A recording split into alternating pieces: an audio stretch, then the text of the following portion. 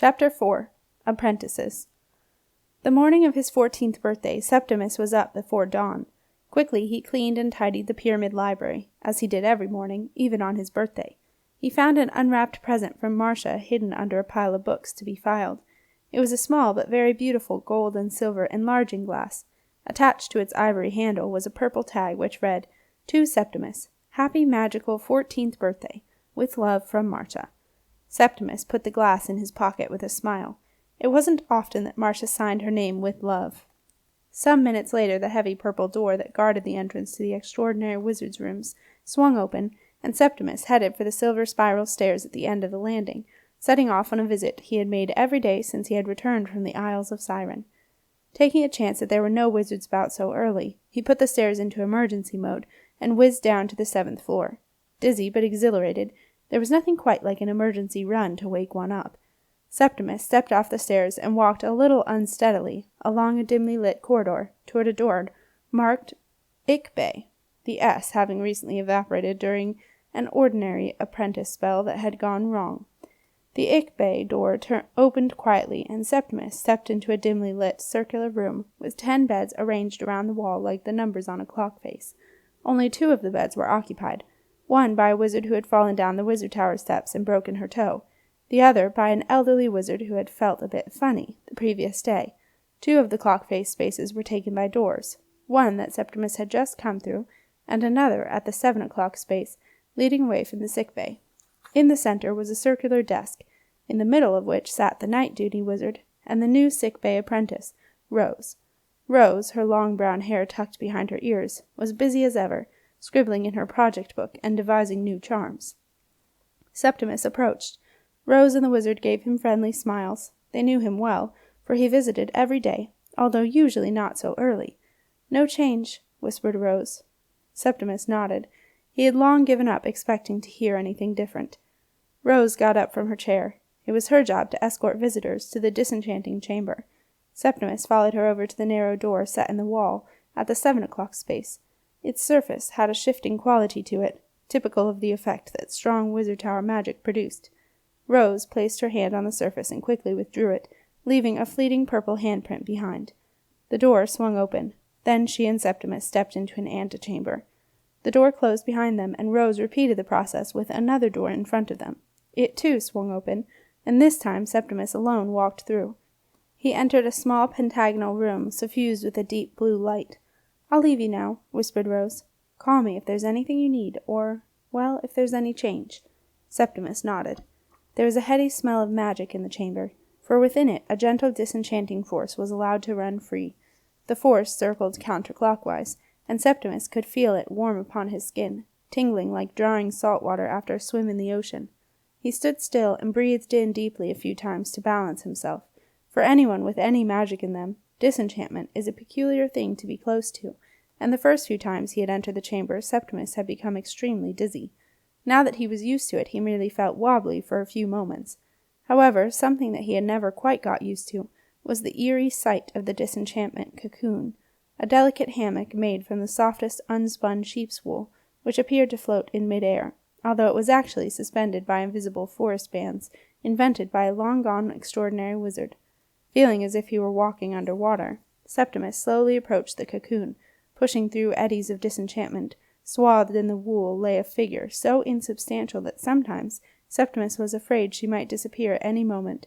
But so far Saira, the occupant of the cocoon, had resisted disappearing, although it was a known risk of disenchantment, and the longer the process went on, the greater the risk became.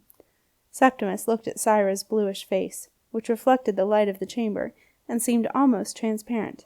Her brown hair had been neatly plaited, giving her a prim, doll-like appearance, so different from the wild, wind-blown Saira he had first met on the Isle of Siren. "Hello, Saira," he said quietly. "It's me, Septimus." Saira did not react, but Septimus knew that that did not necessarily mean she could not hear him. Many people who had successfully emerged from disenchantment were able to recount conversations that had taken place in the chamber.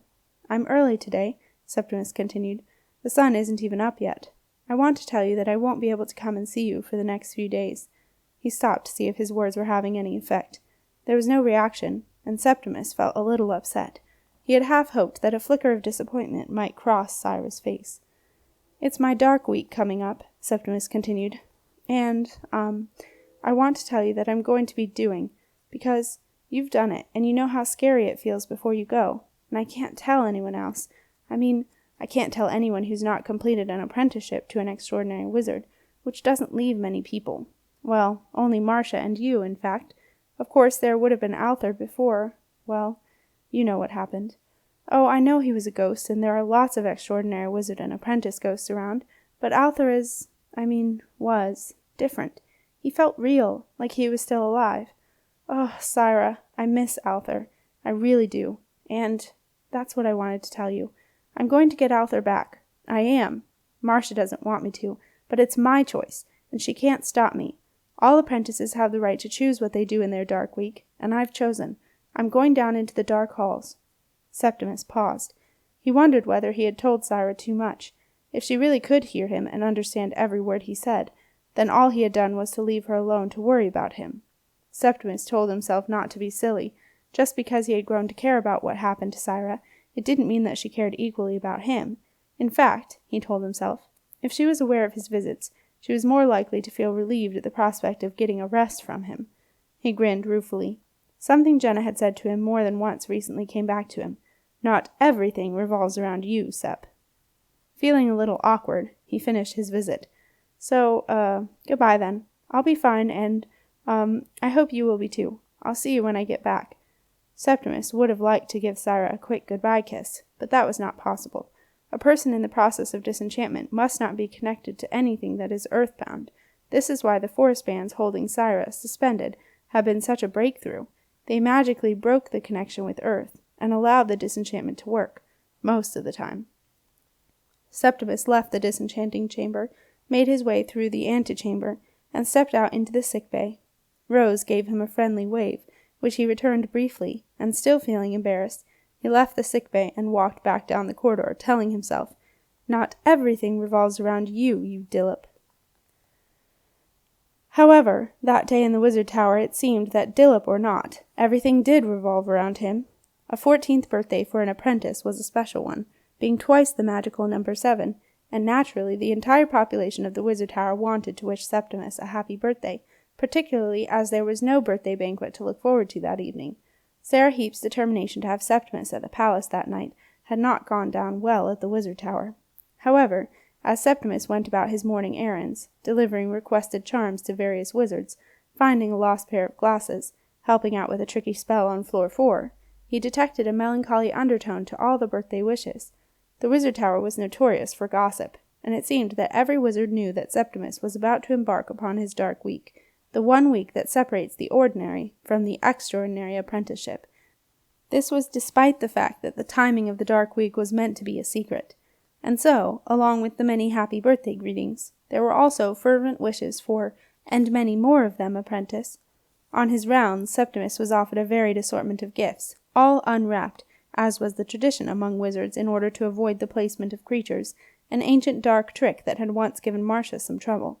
A pair of purple hand-knitted lucky socks, a bag of self-renewing banana chews, and 3 magical hairbrushes were among those he accepted, but the vast majority were safe charms, all of which he politely refused. As Septimus took the stairs down to the wizard tower hall, on his very last errand, he felt unsettled by the sadness beneath the birthday wishes. It was odd, he thought. It felt as if someone close to him had died, or, it occurred to him as he stepped off the stairs, as if he were about to die. Septimus walked slowly across the soft, magical floor, reading the messages which were wishing him not only a very happy 14th birthday, apprentice, but also, "Be safe, apprentice." He sighed. Even the floor was at it.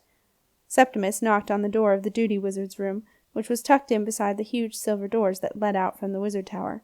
Hildegard Pigeon, a young woman in pristine, ordinary sub-wizard robes, opened it.